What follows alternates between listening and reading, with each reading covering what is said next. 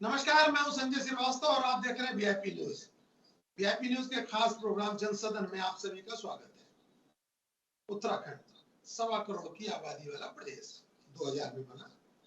राजनीतिक अगर माहौल के हिसाब से देखा जाए तो हमेशा चर्चाओं में रहने वाला प्रदेश। मुख्यमंत्री बनता नहीं कि उसके हटने की चर्चा शुरू हो जाती है, लेकिन इन सब के बाद यहाँ पे लोकसभा की 1% से भी कम सीट है। मैं आप लोगों के लिए बहुत महत्वपूर्ण इसलिए है आज की चर्चा, क्योंकि आज चर्चा में ये हम जानेंगे कि 1% से कम लोकसभा की सीट, 5 लोकसभा की सीट है, और उस 5 लोकसभा की सीट के लिए भारतीय जनता पार्टी कितनी सक्रिय है, कितनी सीरियस है। हमेशा उसके बड़े नेता उत्तराखंड पे फोकस करते हैं। इसके 2 मायने हो सकते हैं। क्या केवल 5 सीट से सत्ता बन सकती है? नहीं, लेकिन उत्तराखंड से माहौल बन सकता है, और हम उसी पे चर्चा करेंगे। कल गृह मंत्री देहरादून में थे, उत्तर प्रदेश के मुख्यमंत्री 2 दिन उत्तराखंड में थे, और इन सब के साथ जो राजनीतिक मायने हैं गृह मंत्री के क्या है? क्या केवल 5 सीट के लिए वो आए थे, या पूरे देश में एक मैसेज देना चाहते हैं? और वो मैसेज क्या है? हमारे साथ महत्वपूर्ण चर्चा में भारतीय जनता पार्टी के प्रदेश प्रवक्ता संजीव वर्मा जी, बहुत बहुत स्वागत है आपका। राजनीतिक विश्लेषक के रूप में रविशरण जी है। रविशरण जी, आपका बहुत बहुत स्वागत है। और इन दोनों के साथ राजनीति की नब्ज को अच्छी तरह समझने वाले, कम से कम 1 दर्जन से ज्यादा चुनाव को कराने वाले, जानने वाले नहीं, चुनाव कराने वाले वरिष्ठ पत्रकार प्रखर मिश्रा जी हमारे साथ है। प्रखर जी, बहुत बहुत स्वागत है आपका। सबसे पहले मैं प्रखर जी के पास चलूंगा।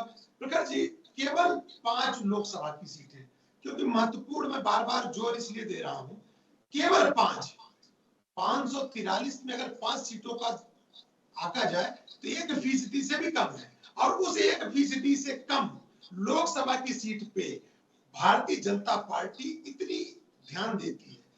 दूसरी पार्टियों का अगर हम चर्चा करें तो किसी के भी राजनीतिक एजेंडे में उत्तराखंड नहीं है। 5 लोकसभा सीट न तो कांग्रेस के एजेंडे में है, न आम आदमी के पार्टी, विपक्ष के किसी एजेंडे में नहीं है, और भारतीय जनता पार्टी के एजेंडे में टॉप पे है। क्या मायने इसके साथ? आध्यात्मिक रूप से पहले राजनीति को समझिए जी। जिस प्रदेश से गंगा निकलती है, यमुना निकलती है, 4 धाम यहाँ पे हैं, मौजूदा प्रधानमंत्री यहाँ से अध्यात्म सीख के गए हैं, और इससे पिछले चुनाव में भी वो केदारनाथ जाके बैठ गए थे और उन्होंने मैसेज दे दिया था, और वो फिर चुनाव जीते, एक इतिहास बना। यानी देवताओं का आशीर्वाद, भगवान का आशीर्वाद, प्रकृति का आशीर्वाद, और सबसे बड़ा जो अभी एक एजेंडा लेके आई है भारतीय जनता पार्टी की, महिलाओं को आरक्षण, ये वो स्टेट है जिसे महिला शक्ति ने बनाया है।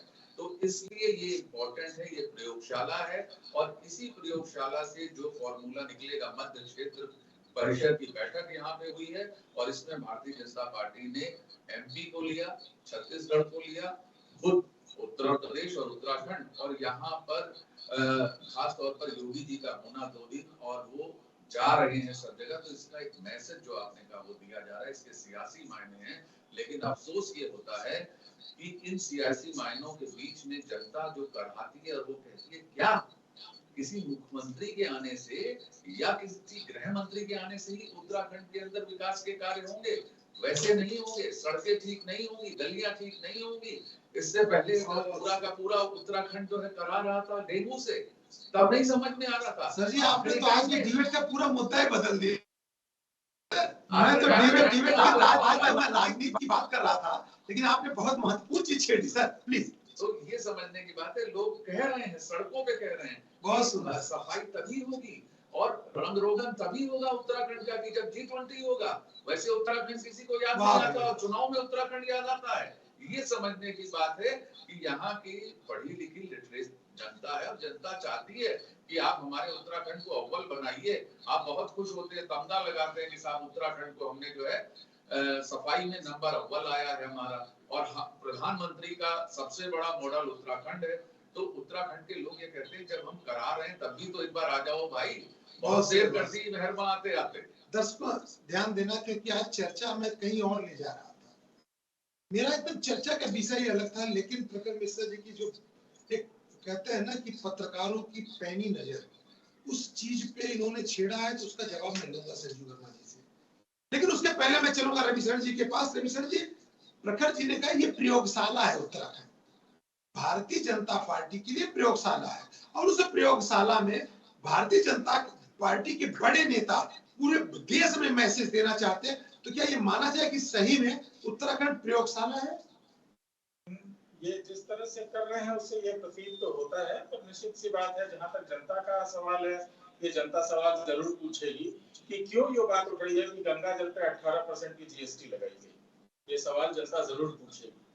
क्या आध्यात्मिकता है इसके पीछे, ये समझाना पड़ेगा हमारे सत्तासीन दल को कि क्यों इस तरह से किया जा रहा है। उस गंगा को जिसको ये मां कह के पूरी दुनिया में ले जाते हैं और वो है भी, उस पे इस तरह का कराच्छेदन क्यों किया जा रहा है, ये जरूर ये पूछा जाएगा। रही बात इसकी कि वो किस तरह से देख रहे हैं, देखिए ये उनका प्रदेश है, यहाँ उनका मुख्यमंत्री है, किस तरह से काम हो रहा है। अभी प्रधानमंत्री को भी आना है, अल्मोड़ा में कुछ काम देखना है। पता नहीं क्यों अल्मोड़ा को इतने, मतलब अगर हम उस क्षेत्र को देखें, कुमायूं को क्यों छोड़ा गया था, इतने मंदिर हैं। मैं तो कितनी बहसों में कह चुका हूँ कि सूर्य मंदिर अगर कोणार्क के बाद कहीं है तो अल्मोड़ा में है, आज तक उसका नामो निशान नहीं है। क्यों नहीं है, किस स्थिति के वजह से नहीं किया गया? क्या अल्मोड़ा में ऐसा नहीं लगता था कि साहब वहां भी पर्यटन हो सकता है, उसको भी डेवलप किया जा सकता है? ये उनकी सोच हो सकती है, लेकिन प्रधानमंत्री को आना है, उसके पहले इन्होंने एक मुख्यमंत्री को बुलाया, उसके पहले गृह मंत्री को बुलाया, या उनके कार्य करने का तरीका हो सकता है। लेकिन इसके साथ साथ ये डर जरूर प्रतीत होता है भाजपा के मन में कि जो कुछ भी उन्होंने किया है और उसके साथ जो जातिगत जनगणना का भूत उनके ऊपर सवार हुआ है, वो उसको किस तरह से और किस किस तरह से काट सकते हैं। क्योंकि ये भूत आज का नहीं है, ये भूत 1919 का है, जिसके लिए गांधी जी ने 1932 में पुनः पैक्ट करके उन सारे जातियों को एक साथ जोड़ा था। ये जो कहते हैं कि गांधी की हत्या विभाजन की वजह से हुई, गांधी की हत्या का तथ्य तभी से जुड़ गया था जब 1932 में पुनः पैक्ट हुआ था और 34 में उन पर पहला हमला हुआ था। 43 में उनके ऊपर छुरी लेके हमला करने वाला शख्स हिंदू महासभा का वही था। तो ये सारी चीजें भाजपा को मालूम है, भाजपा उसी बैकग्राउंड से आती है। तो जब जातिगत जनगणना शुरू हुई तो उनको ये लगा कि ये सारा खेल जो हो रहा था, अचानक से विधेयक ला देना, उसके लिए पूरा क्षमा बनाना, वो खेल हाथ से निकलता हुआ प्रतीत हुआ। तो जरूर सी बात है, सत्तासीन दल है, उनका प्रयास है, वो उसको कहीं ना कहीं काउंटर करने के लिए करेंगे। अच्छी बात है, करेंगे। ठीक है संजीव वर्मा जी, मैं आपके पास आ रहा हूँ और बड़ा महत्वपूर्ण विषय आज हम लेके चल रहे हैं। लेकिन एक आज के जो विषय पे मैं जा रहा था, उस विषय में मेरा यह था कि भारतीय जनता पार्टी उत्तराखंड को क्यों इतना सीरियसली लेती है। लेकिन कई प्रश्न और आ गए हैं और उस प्रश्नों का जवाब आपको देना चाहिए। सबसे बड़ा प्रश्न सजाने का प्रश्न। शहर को सजाया तभी गया जब आपके बड़े। दूसरा प्रश्न सबसे महत्वपूर्ण, गंगा जल को लेकर के जो आप लोगों की रणनीति है। तीसरा प्रश्न जाति जनगणना। मैं जाति जनगणना पे भी आज नहीं करूंगा, जिससे समय कम होता है। दो विषय पे जरूर मैं आपसे जानना चाहूंगा। प्रखर मिश्रा जी का एक प्रश्न लूंगा कि आप लोगों को तभी शहर को सजाने का क्यों ध्यान आता है जब आपके नेता आते हैं। दूसरा प्रश्न गंगा जल को लेकर के जो टैक्स की बात चल रही है, ये दो प्रश्न के जवाब दीजिएगा। संजीव वर्मा जी। देखिए, आपने कहा उत्तराखंड में केवल 5 सीटें हैं, 1% से भी कम है। उसके बाद भी भारतीय जनता पार्टी उत्तराखंड जी देखिए, सीट पहले भाजपा, एक पूर्ण पहले प्रकाश जी। जनता पार्टी तमाम चुनावों को पूरी गंभीरता से लड़ती जी, और यह पहले भी देखा गया है जी, यदि आप बैकग्राउंड में जाते हैं जी। दूसरा,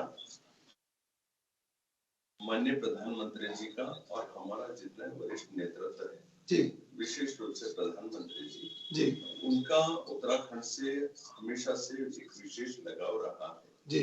और जब भी उनको अवसर मिला, उन्होंने उत्तराखंड को कुछ मतलब एक्स्ट्रा देने का एक जो उनके मन की भावना होती है, ऐसा किया।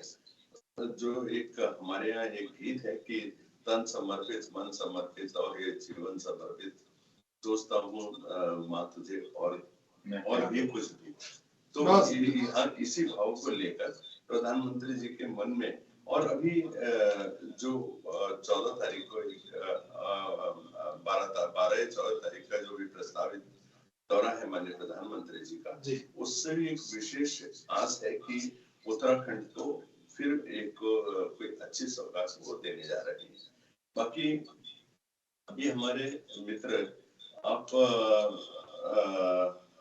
एक दो बातें बोल रहे थे जी, तो जैसे आपने कहा 18% जीएसटी गंगा पे आते हैं, क्यों लगाइए भाई, वो आपकी माँ है और आप कहते हैं गंगा मोक्षदायिनी है, तो उस मोक्षदायिनी से भी आप पैसा कमाएंगे। श्रीमान जी देखिए, गंगा जल जो भी हमारी कुटीर उद्योग या जो भी उसकी पैकेजिंग कर रही है, तो एक तरह से जो भी आप केवल उसको गंगा जल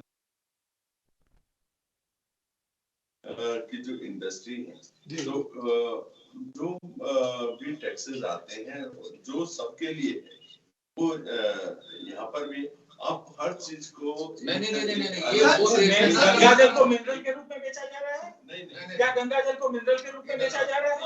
क्या मिनरल इंडस्ट्री गंगा जल को इस्तेमाल कर रही है? अगर कर रही है तो किस तरह से कर रही है? दो डबल इंजन की सरकार होने के बाद इसकी जवाबदेही बननी चाहिए। श्रीमान जी पहले मेरी आप ये बात सुनिए, पहले मेरी बात सुनिए।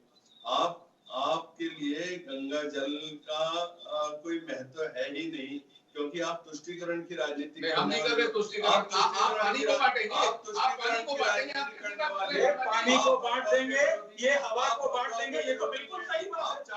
यही कह रहे हैं आप चार धाम के विरोधी हैं। आप किसने कहा? हम हिंदू वहीं ये आपके दिमाग की गंदी सोच है। ये हम बांट देंगे, हमने कभी नहीं चाहा। यहाँ पे हमारा सवाल बहुत सीधा है कि गंगा जल पे किस तरह से 18% टैक्स लगाया है। इससे आप इस सवाल का जवाब दे रही है। उत्तराखंड में जो जनता आती है वो मां गंगा के किनारे बसे हुए पवित्र दर्शन के लिए आती है। उससे आप लोगों के पेट में दर्द हो रहा है, आप लोगों के पेट में दर्द हो रहा है, आप लोगों के पेट में। आप गलत काम कर रहे हैं। श्रीमान जी मैं आपको नहीं बोल रहा हूँ। नहीं, शरण जी भी हिंदू है। आप किसी को भी बोलिए। आपके परिभाषित करने से, आपके परिभाषित करने से हिंदुत्व और राष्ट्रवाद की बात करते हैं तो आपके पेट में दर्द होता है। ध्यान रखिए। तो आप बताइए 3 तलाक की आप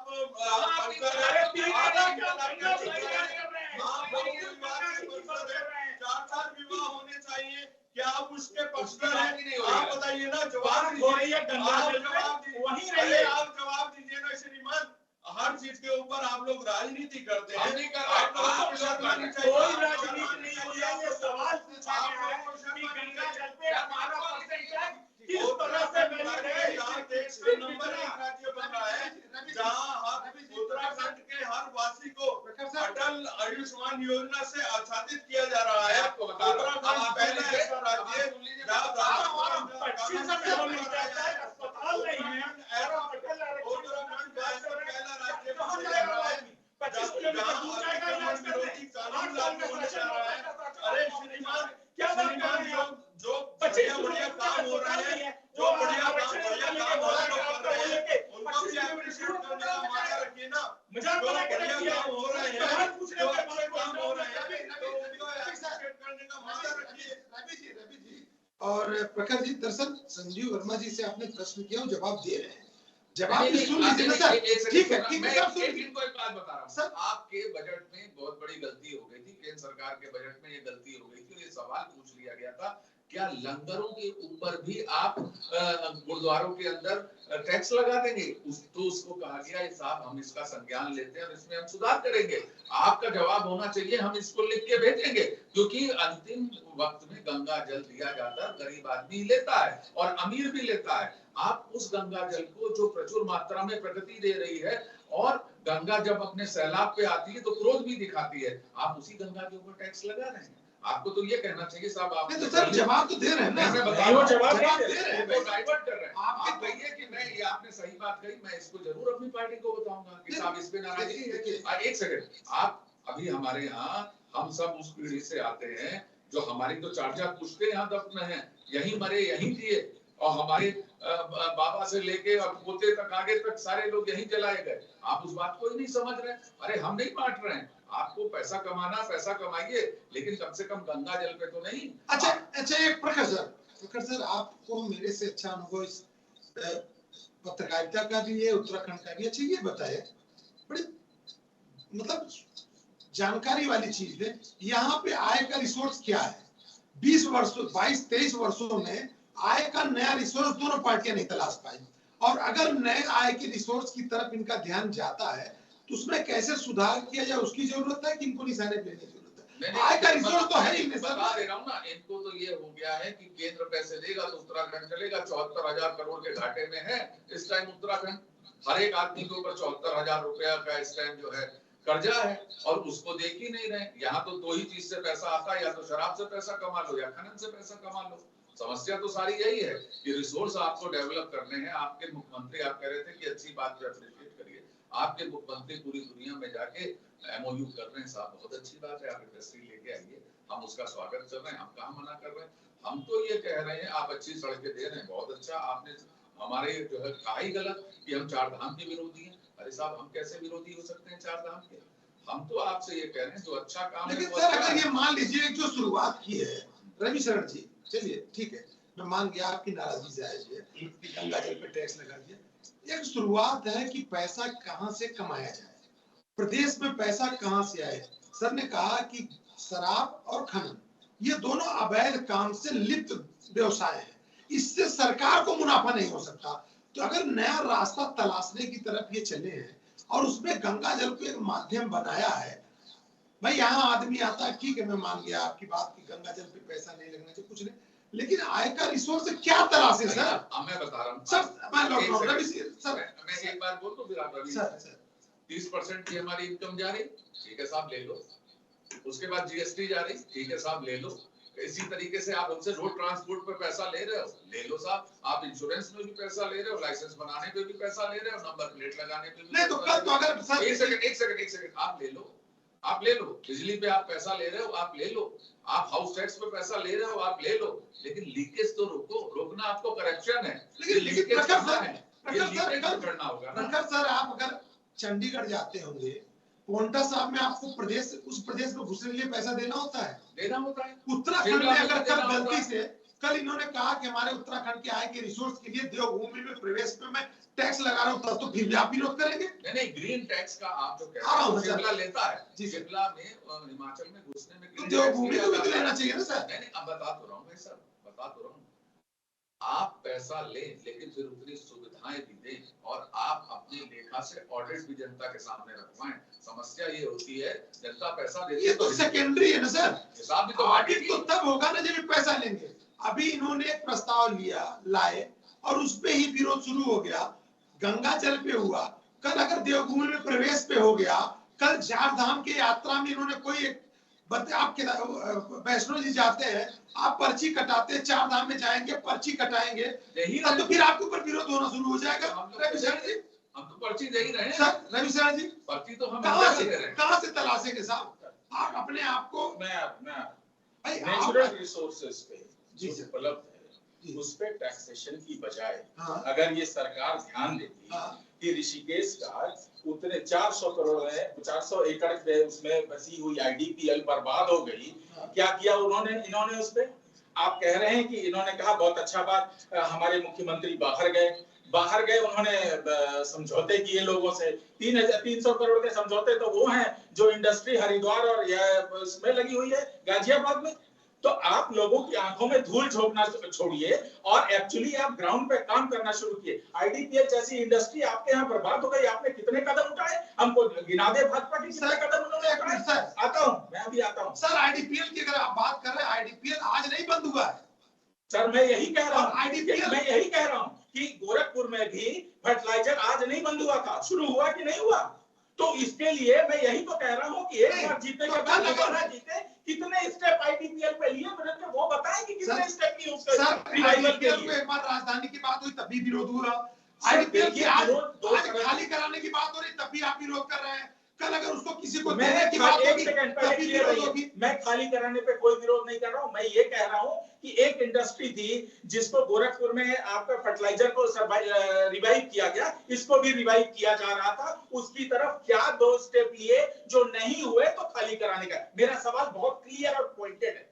दूसरा, अगर आप इंडस्ट्रियल पॉलिसी की बात करते हैं तो आप इंडस्ट्रियल पॉलिसी उस हिसाब से लाएंगे ना। आप बोले कि हम 1 लाख करोड़ इकट्ठा करेंगे, उस दिन भी मैंने सवाल पूछा था 1 लाख करोड़ में कितने होंगे जो आपके यहाँ आएंगे और आपके प्राकृतिक संसाधनों के हिसाब से यहाँ पे पौधे उगाएंगे और उसके हिसाब से आयुर्वेदिक पौधे उगाएंगे, उनके हिसाब से होगा। आप तो क्या कर रहे हैं, आप इंडस्ट्रियलिस्ट को उठा के ला रहे हैं जिनका यहाँ पे कोई काम नहीं। ऐसी ऐसी इंडस्ट्री है जिनके अकाउंट में 10 लाख रुपए पड़ा है और 2000 करोड़ का समझौता। कृपया आंख में धूल झोंकना बंद कीजिए, काम कीजिए। सर जवाबदेही तो हो सकता है, सर हो सकता है, विरोध हो सकता है। जवाबदेही तो उनकी होगी, देंगे ना जवाब, अभी आने तो दे उनको।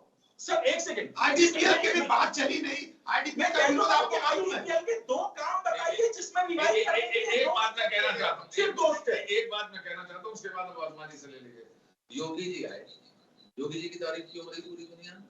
जो वो कह रहे हैं कि योगी जी ने कैसे 1 डिस्ट्रिक्ट 1 प्रोडक्ट से कैसे खड़ा कर दिया अपने प्रदेश को, और हर जगह पे योगी जी को लाके ये कहा जा रहा है कि उन्होंने बेस्ट काम किया है और वो आज आपका चेहरा है और आप उनको पूरे देश में ब्रांड बना रहे हैं। सर तो हमारा उत्तराखंड क्यों नहीं ब्रांड बनेगा? सर प्रयास, हमारा दर्द ये है सर प्रयास है। अभी आपको पता होगा यहाँ पे करीब 40 विलेज चिन्हित किए गए हैं, 4 विलेज पे काम चल रहा है, उनको हाईटेक किया जा रहा है। ये सारी चीजें भाई देखिए, मैं मानता हूं कि 23 वर्षों में कुछ नहीं हुआ, मैं मानता हूं कांग्रेस भाजपा ने कुछ नहीं किया, लेकिन अगर एक प्रयास इस राज्य को संवारने का किया जा रहा है तो हमारी समझ से विरोध की जगह उनको दिशा दिखाने की जरूरत है। मैं लौटूंगा आपके पास। संजीव वर्मा, आखिर आपके पास कौन से मैनेजमेंट की कमी है, थिंक टैंक की कमी है कि आप लोग अच्छा काम भी कर रहे हो, पता क्यों नहीं पा रहे साहब आप? संजय जी, किसने आपको? भाई आप नहीं पता, मैं भी 10 काम आपका अच्छा गिना सकता हूँ, लेकिन आप बता क्यों नहीं पा रहे सर? सर 2.5 लाख करोड़ रुपए का एक जो लक्ष्य है इन्वेस्टमेंट लाने का उत्तराखंड में, माननीय मुख्यमंत्री जी प्रयोग से पूरा दम लगाकर उस पर काम कर रहे हैं, किंतु विपक्ष को हर चीज में मीट निकालने की आदत सी बन गई। आज सर कोई विपक्ष नहीं है सर, दोनों एक्सपर्ट लोग हैं। श्रीमान पहले मेरी बात सुनिए, पहले तो आप रवि शरण जी के नाम के आगे से राजनीतिक विश्लेषक हटाकर कांग्रेस प्रवक्ता लिखना शुरू करें अगली डिबेट से। आप बनवा दो, लिखना शुरू कर देते हैं, मैं लिखना शुरू कर दूंगा। हाँ नहीं पहले अगर सत्ता का विरोध, देखिए सत्ता के कार्यों का और उस कार्य नहीं किए जा रहे हैं और उसका विरोध करना, अगर कांग्रेस का प्रवक्ता बनना है तो मैं तो कहूंगा रवि शरण जी के लिए अच्छा है। आपका उन्हें थोड़ी विरोध कर। संजय जी बोलने तो दीजिए श्रीमान जी। सर आज उत्तराखंड जो एक रोल मॉडल के रूप में उभर के आया है और देश का एक ऐसा राज्य बना है जिसकी माननीय हमारे गृह मंत्री अमित शाह जी ने भी कल पूरी प्रशंसा की और हमारे माननीय मुख्यमंत्री जी की प्रशंसा की कि आप उत्तराखंड को जो हमारा विजन है उस और बहुत तेजी के साथ लेकर जा रहे हैं। तो कुछ तो देखा ना, जिस तरह से यूसीसी लाने वाला उत्तराखंड सबसे पहला राज्य बनेगा। अतिक्रमण विरोधी जो कानून है वो लागू करने वाला उत्तराखंड पहला ऐसा राज्य है और नकल विरोधी कानून लागू करने वाला पहला राज्य है। धर्मांतरण कानून लागू करने वाला पहला ऐसा राज्य है। 30% महिलाओं को क्षैतिज आरक्षण देने वाला पहला ऐसा राज्य है। और सबसे बड़ी बात क्या है कि अटल आयुष्मान योजना पूरे देश भर के किसी भी राज्य में पूरी की पूरी जनता फ्रॉम टॉप टू बॉटम एक व्यक्ति इससे आच्छादित तो मैं सोचता हूँ कोई भी ऐसा राज्य नहीं है। और विकास कार्यों की जानकारी होनी चाहिए हम लोग को। देवभूमि है, की जो डबल इंजन की योजनाएं परियोजनाएं उत्तराखंड के अंदर चल रही हैं, जिस तरह से लगातार 4 धाम के जो श्रद्धालु हैं उनसे उनकी संख्या में उसको डबल करने की दिशा में हम लोग जो रोपवेज बना रहे हैं केदारनाथ में, हेमकुंड साहिब में, मसूरी में और सरकुंडा देवी ऑपरेशनल हो गया है। और जिस तरह से हम लोग इंफ्रास्ट्रक्चर को लगातार बढ़ा रहे हैं, चाहे स्वास्थ्य इंफ्रास्ट्रक्चर की आप बात करें, शिक्षा की आप बात करें, चाहे हॉस्पिटलिटी क्षेत्र में आप बात करें, चाहे बागवानी में बात करें, हम हर क्षेत्र में लगातार आगे बढ़ रहे हैं। और सबसे बड़ी बात, एक ध्येय को लेकर कि पूरे उत्तराखंड का सर्वांगीण विकास हो। हमारे माननीय मुख्यमंत्री जी ने एक राजनीति से ऊपर उठते हुए इतना बढ़िया काम किया कि 70 के 70 विधायकों को बुलाया, सबको बुलाया कि वो चाहे कांग्रेस के थे चाहे भारतीय जनता पार्टी के, कि अपने अपने क्षेत्र की 10-10 ऐसी योजनाएं, कोई भी 10 योजनाएं लेके आइए और आपको जितना भी धन की आवश्यकता है और आप बताएं और सरकार उसमें आपके साथ खड़ी है। तो हम राजनीति से ऊपर उठ के हमारा उद्देश्य उत्तराखंड का विकास करना है, उत्तराखंड को एक दिशा में आगे लेके जाना है, ताकि 2025 का जो माननीय मुख्यमंत्री जी का विजन है कि देश का सर्वश्रेष्ठ राज्य बनाना है, उस दिशा में हम लोग आगे बढ़ रहे हैं। और तो मैं सोचता हूँ ऐसे में विपक्ष को भी साथ देना चाहिए और हमारे जो पत्रकार मित्र हैं उनको भी अपने जो कंस्ट्रक्टिव विचार हैं वो सरकार आपने अभी एक बात झूठ बोल दी, मैं आपको क्लियर करूं। आपने कह दिया सबको मिल गए स्वास्थ्य सेवा कार्ड। सर सबको नहीं मिले भाई साहब, सर सबको नहीं मिले भाई साहब। एक मिनट सर, आप ये कह सकते हैं परसेंटेज हुई है, अभी बाकी है बोला। प्रखर जी मैंने कहा कि हमारी सरकार का ये एक नीति है कि हमारे जो 1.25 करोड़ आबादी है, पूरी आबादी को आच्छादित करेंगे। संजीव वर्मा जी, हमको लगता है प्रखर जी को पहली बार सुन रहे हैं, क्योंकि प्रखर जी अच्छी बातों का बहुत मजबूती से समर्थन भी करते हैं, आपने देखा लगभग 56। अच्छा, आप आपकी मुख्यमंत्री जी से इतना पूछ लीजिएगा, साहब हमसे बार बार पूछ रहे हैं एम्स कब मिल जाएगा, क्योंकि अस्पतालों की बात उठाई थी रवि शरण ने, एम्स कुमाऊं को कब मिल जाएगा, अभी तक फाइलों में है। चलिए ठीक है, मैं सर जी सॉरी प्रखर जी आपके प्रश्न से जवाब ले लूं, फिर रवि शरण जी के पास चलूं। इन्होंने कहा सर कि गृह मंत्री आए और मुख्यमंत्री का पीठ थपथपाए, तो क्या अपने ही मुख्यमंत्री का पीठ थपथपाना क्या उसके लिए अच्छे काम का सर्टिफिकेट है? प्रखर सर अपने ये बात है कि अपने अपनों की तारीफ ना की जाए, जनता आपकी तारीफ। एग्जैक्टली 1832 करोड़ रुपया आपको जोशीमठ के लिए दिया जा रहा है, बहुत अच्छी बात है साहब, दीजिए। समस्या तो ये है कि उनके ऊपर पहले ही चिन्हित क्यों नहीं करते। अब कल कह के गए हैं कि साहब इको फ्रेंडली घर बनाइए, वो घर कैसे गलत तरीके से वहां पे बन जाते हैं, होटल भी और रिजॉर्ट भी, और उसके बाद वो धंसने लगता है।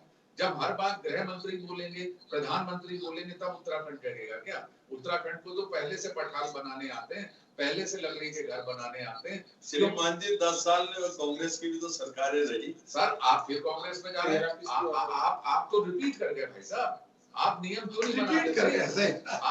आप कहिए ना कि साहब हम ये नियम बनवा रहे हैं।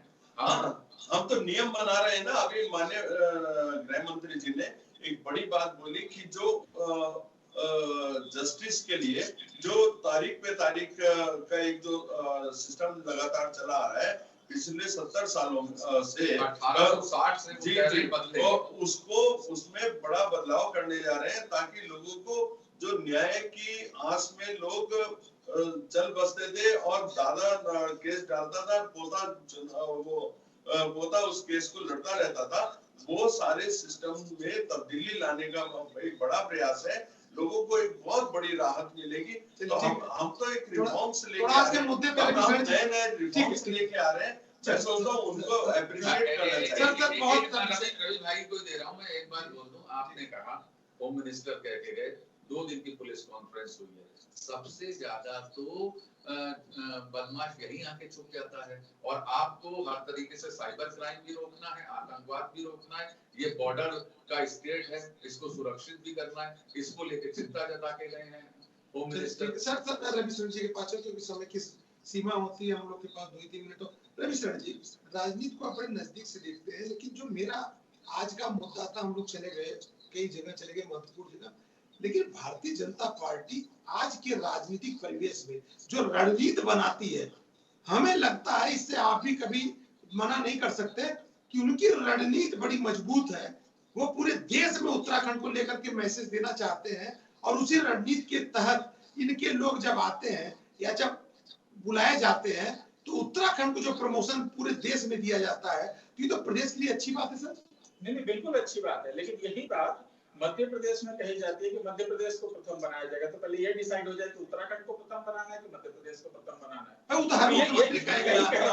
प्रधानमंत्री तो नहीं कहेगा कि हर एक को प्रथम कैसे बनाना है।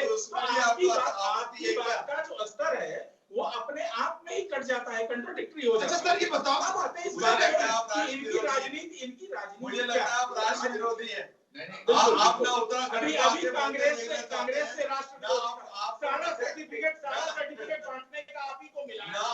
ये आपने लिखवा लिया है राइट अपने पास कि आप बताएंगे आप राष्ट्र विरोधी है, सीधे राष्ट्र विरोधी। बिल्कुल आपके पास प्रमाण पत्र देने का अधिकार मिला हुआ है, लेकिन वो 2024 तक ही है। मैं आता हूँ इस बात पे कि किस तरह से रणनीति, बिल्कुल रणनीति अच्छी नहीं, रणनीति अच्छी बनाई और मैं बोल रहा हूँ। अरे बिल्कुल साहब, उसके बाद भी कहेंगे, अरे उसके बाद भी कहेंगे, आने दीजिए, उसके बाद भी कहेंगे। पहले ये तो सुन लीजिए, रणनीति आप अच्छी बनाते हैं। जनता की तरफ से जो सवाल है बेसिकली वो ये है कि वो रणनीति किस स्तर पे दिखती है। परिलक्षित अगर होने लगती है तो बहुत अच्छी बात है। 4 धाम की सड़कें कब से बन रही थी, अगर उसमें कुछ और भी अच्छी चीजें बन गई तो हर आदमी कहेगा, पूरा हिंदुस्तान कहेगा कि उत्तराखंड का इतिहास बहुत बढ़िया हुआ है।